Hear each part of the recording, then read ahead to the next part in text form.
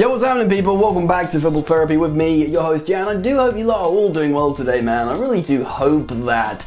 Welcome back to Chelsea News, and I'll finish the intro. The daily series here on Football Therapy, where I go across football news, media, consolidate everything regarding the Blues, present it to you, give you my opinion, but more importantly, ask for your opinion. I wanted to make this second video of today because of goalkeepers, when your Yan Blacks of this world seem completely unobtainable due to a financial blockade. Chelsea have to be more realistic, and of course we've been heavily linked with the likes of Andre Onana, who of course is a big possibility still, a footballing goalkeeper that could suit Chelsea's needs really well. But in the time Frank Lampard talks about how he wants goalkeepers to make saves, how he's old school like that, you do think, ooh, Dean Henderson and Nick Pope.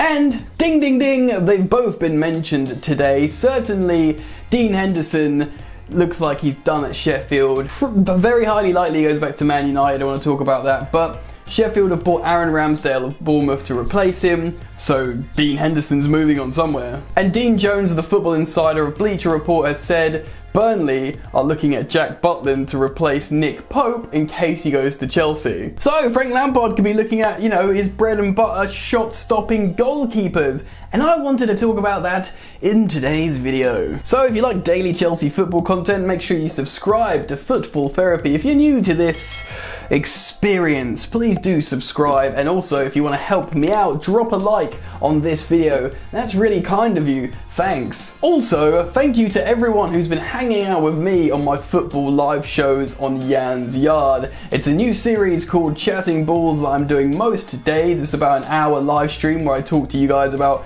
anything from around world football. It's really, really interactive. I love doing it. So please do consider going to check it out. Subscribe to Jan's Yard. There'll be a link in the top of the description. We're north of 7,000 subscribers now. So come and join the movement. Come and watch the Chatting Balls series. It's really fun. Thank you for that. Alright, let's get into it. So as we get deeper into this transfer window and the uncertainty beyond, there's pretty much, let's be real, man, Kepa is done. Can we all agree on that? Or at least we'd all be incredibly shocked to see if Kepa Arrizabalaga keeps his spot going into next season. I don't want to say anything derogatory about this player because form, mentality and stuff can go and it just means things aren't right for you anymore.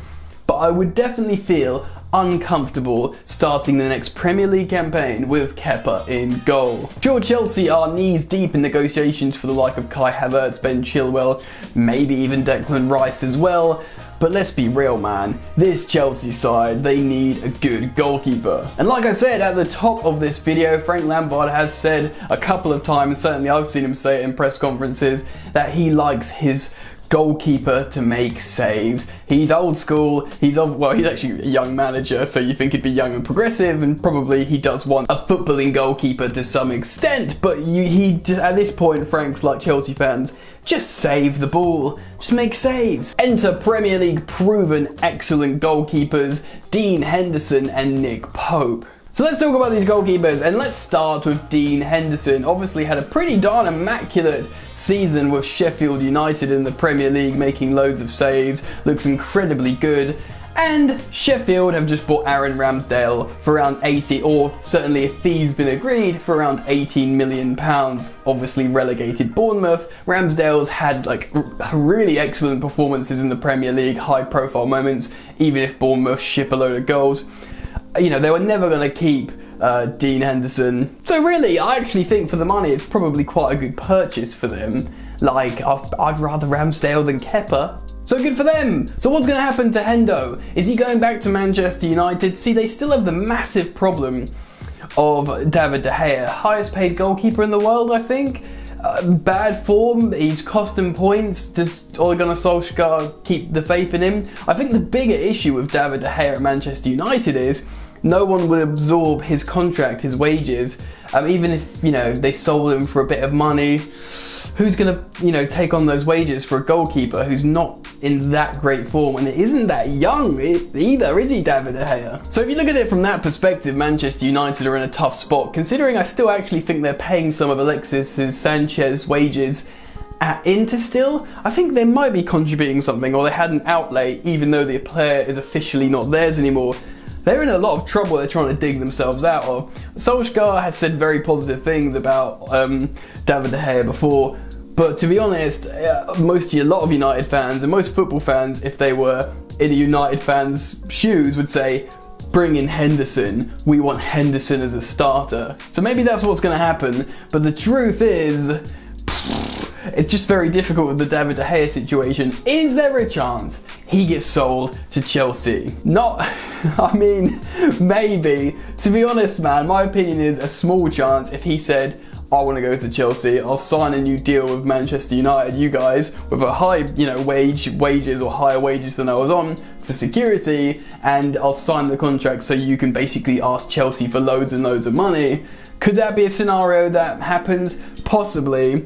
Unlikely though, he does have an ambition to play for Man United, but if Man United cannot solve the David De Gea problem, maybe they have to just bite the bullet and say, let's just make loads of money on Henderson. Could it happen? Maybe. They'd probably sooner sell him to a different club than Chelsea though. I don't know, maybe Chelsea and Man United still have this relationship from Mata, Matic, etc. I don't know. Anyway, watch this space. It'll be really interesting to see what happens to Henderson. Maybe he does become Manchester United's number one. Maybe they cash in on him. Watch this space. Moving on to Nick Pope. Nick Pope is a senior goalkeeper, but still young enough to be in his prime. 28. Goalkeepers can comfortably go to mid-30s. So, 6+ years. He could be really, really good at 28 years old. He's had an amazing season for Burnley. Just missed out on the Golden Gloves by 1 clean sheet, I think. And, he's playing for Burnley. He's not playing for Liverpool. In terms of shot stopping, Nick Pope has had individual heroic performances in terms of bang, bang, bang. Chelsea have had moments where they've faced a lot of shots. And to be honest, this season, if you look at what Kepa's cost Chelsea, it hasn't balanced out. You haven't gone, but he's a really good footballing goalkeeper, have you? You haven't been like, yeah, he concedes goals, but we make up with it with his wicked footballing goalkeeperness. No one's saying that. So with that, would you think, oh man, would you like Nick Pope at Chelsea? Absolutely yes. Sure, Andre Onana might be good and fine, but Nick Pope, he's proven in the Premier League. If he's just going to face a lot of shots while Chelsea are up the field attacking ruthlessly, I'd feel so much safer with him in goal. Now at the moment, all I'm going on is this report from the guy from Bleacher Report. He says Burnley are looking at Jack Butland, which would probably be a good replacement for Nick Pope if they cashed in on him and sold him to Chelsea. So I, like you, I'm just reacting to something that I've read. But personally, if Chelsea have the opportunity to get Nick Pope in goal, I'd love to see him in a Chelsea shirt, and I think he could be massive for us for years to come. I think he could perform at the highest level for the entire length of whatever contract he signs, personally. And I think if he does come to Chelsea, he would become England's number one, playing with those high caliber profile of players in the Chelsea squad. Over a Dean Henderson, unless of course Henderson becomes Manchester United's number one and is amazing. But if you think of an option, I'd absolutely be hyped on Nick Pope, man. I genuinely would be. The problem is, even though Burnley, don't have that much money, they'd still ask for a lot of money from Chelsea. If they're like, right, we can get Butland for, what would you pay for Butland now? Like 10 million maybe? Maybe? They're like, right, we get Butland for 10 million, sell Nick Pope for 50 million. I know it sounds like a lot, and it is, but they probably won't have to. Then if they have 40 million in the transfer kitty to buy players around that Burnley squad, they do it, man. They do it. And obviously, it sounds like a lot of money, and maybe Chelsea could acquire Nick Pope for less than 50 million, but he's just a really good Premier League goalkeeper that's in his prime. Dude, don't get me wrong. Chelsea could sign Nick Pope for 30 million, and I'll be happy as Larry. I'll be the happiest Chelsea fan out there, trust me. But of course, it's not as easy as that. What did Chelsea do with Kepa Arrizabalaga? He's on decent wages, man. They absolutely have to get him out in Spain, if you ask me. No, I don't think they could sell him. I don't think they'd sell him for any less than 50 million and take that whatever amortization loss or whatever. I don't think they'd sell him for any less than 50 million. I don't think in this market you can buy Kepa Arrizabalaga for 50 million in his form either. We've spoken on this channel about a 2-year loan. I still think that's probably the best thing. Considering he's on a long contract, you could loan him for 2 years. He'd still have 3 years left on his Chelsea contract.